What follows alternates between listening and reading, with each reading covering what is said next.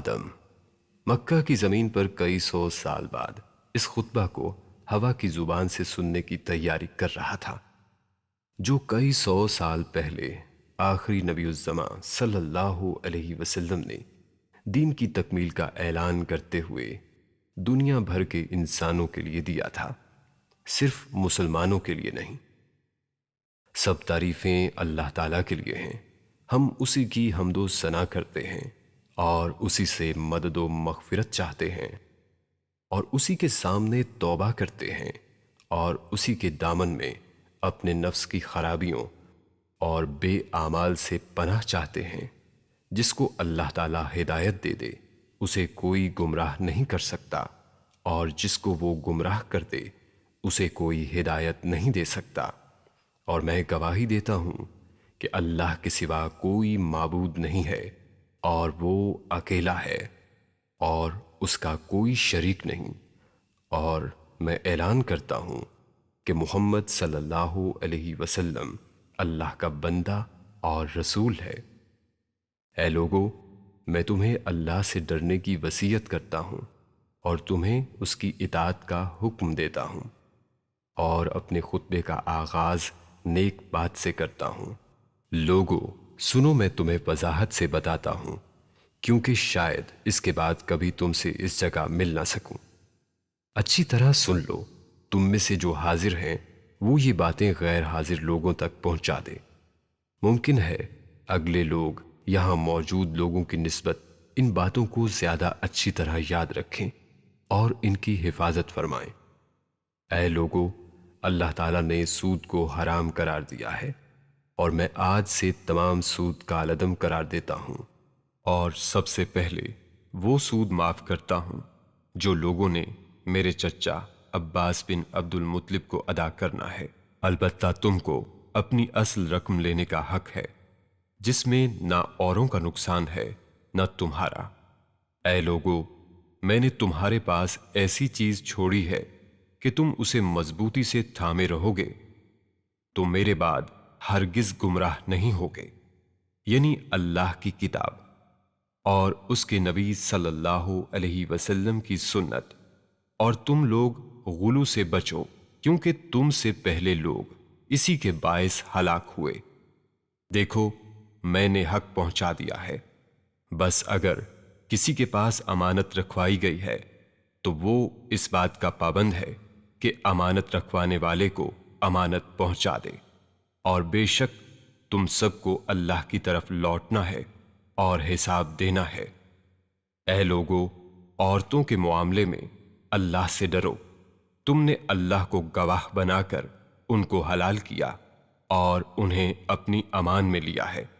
تمہیں اپنی عورتوں پر حقوق حاصل ہیں، بالکل ویسے ہی جیسے تمہاری عورتوں کو تم پر حقوق حاصل ہیں۔ ان پر تمہارا حق یہ ہے کہ وہ کسی ایسے شخص کے ساتھ دوستی نہ کریں جسے تم پسند نہیں کرتے، اور تمہاری حرمت کی نگہبانی کریں، اور اگر وہ تمہاری فرما بردار رہتی ہیں تو پھر یہ ان کا حق ہے کہ تم ان کے ساتھ اچھا سلوک کرو اور ان کے نان و نفقے کی ذمہ داری اٹھاؤ۔ اے لوگو، تمہارے خون، تمہارے مال ایک دوسرے کے لیے اسی طرح محترم ہیں جیسے آج کا یہ دن یعنی عرفہ کا دن، یہ مہینہ یعنی ذی الحجہ، اور یہ شہر مکہ۔ خبردار، زمانہ جاہلیت کی ہر رسم اور طریقہ آج میرے قدموں کے نیچے ہے، اور جاہلیت کے خون معاف کر دیے گئے ہیں، اور پہلا خون جو میں اپنے خونوں سے معاف کرتا ہوں وہ ابن ربیعہ حارث کا خون ہے۔ دیکھو، میرے بعد گمراہ نہ ہو جانا کہ پھر ایک دوسرے کی گردنیں مارنے لگو۔ اے لوگو، نہ تو میرے بعد کوئی نیا پیغمبر یا نبی آئے گا، نہ تمہارے بعد کوئی نئی امت۔ میں تمہارے پاس اللہ کی کتاب اور اپنی سنت چھوڑ کر جا رہا ہوں۔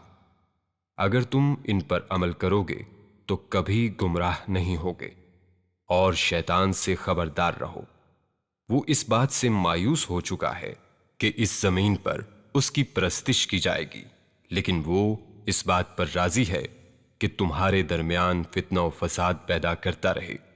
اس لیے تم اس سے اپنے دین و ایمان کی حفاظت کرو۔ جان جاؤ کہ ہر مسلمان دوسرے مسلمان کا بھائی ہے اور تمام مسلمان ایک امت ہیں۔ کسی کے لیے یہ جائز نہیں کہ وہ اپنے بھائی سے کچھ لے سوائے اس کے جسے اس کا بھائی اپنی رضامندی اور خوشی سے دے، اور اپنے نفس پر اور دوسرے پر زیادتی نہ کرو۔ تم سب آدم اور حوا کی اولاد ہو، اور آدم مٹی سے بنے تھے۔ کسی عرب کو اجمی پر اور کسی اجمی کو عربی پر، کسی گورے کو کالے پر اور کالے کو گورے پر کوئی برتری حاصل نہیں۔ برتری اگر ہے تو صرف تقویٰ کو، اور اپنے غلاموں کا خیال رکھو، اور جو تم کھاؤ اس میں سے ان کو کھلاؤ، اور جو تم پہنو اسی میں سے ان کو پہناؤ، اور اگر وہ ایسی خطا کریں جو تم معاف نہ کرنا چاہو تو انہیں فروخت کر دو، لیکن کوئی سزا نہ دو۔ خوب سن لو، اپنے پروردگار کی عبادت کرو، 5 وقت کی نماز قائم کرو، رمضان کے روزے رکھو، اپنے مال کی زکوٰۃ خوشی سے ادا کرو، اپنے حاکم کی اطاعت کرو چاہے وہ ایک ناک کٹا حبشی ہی کیوں نہ ہو، اور اسی طرح اپنے رب کی جنت میں داخل ہو جاؤ۔